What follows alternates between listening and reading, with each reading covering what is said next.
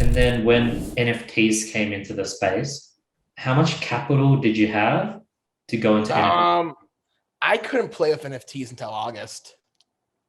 Interesting. I did not have enough money, NFTs.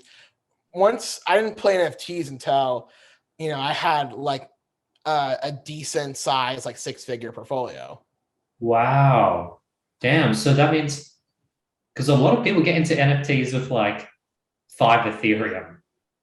Tell me, why did you wait until you had like 6 figures to go into NFTs?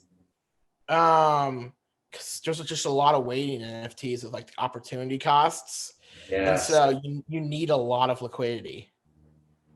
I mean, if you want to make, and also too, I was seeing, July, when it was first starting, and then August, how crazy it was going, and I was like, okay, like I can go and I can buy like some of these smaller projects and mint them, or I could buy a pre-established project and flip it for more. And so I personally preferred flipping like art blocks where, yeah, the entry price is going to be a lot higher, but I just felt kind of safer on these bets. And allowed me to have more conviction. It's easy to have conviction when you're flipping, these beautiful pieces of generative art that you have a connection to, than flipping some like, seals.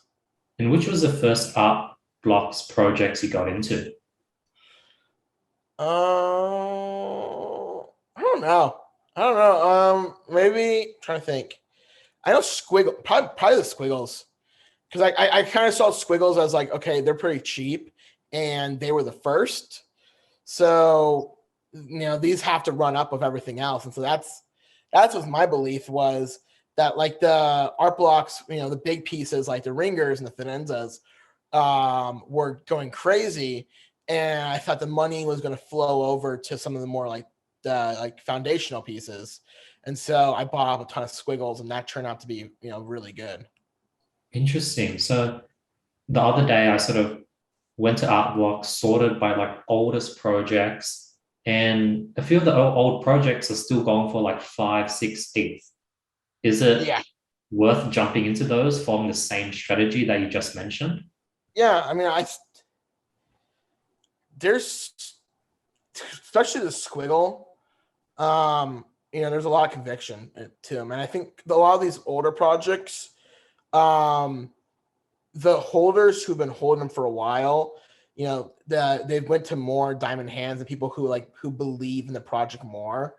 And so if you're looking to try to flip art, you want to look for a project which has the most conviction. So the easiest way to find conviction is for how long has it existed. Because if a project has been around for 6 months in crypto, that's insane. Like, that is pretty crazy that they were able to survive, because you imagine, like, of all of the fluctuations and everything that's come, there's still people a part of it.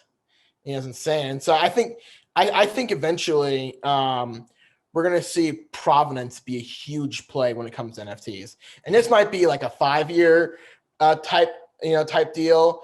But I think when people, investors one day, like when institutional money gets into the space, when they're going to be looking at which projects to buy up, I think 2021 is going to be a year they'll look for.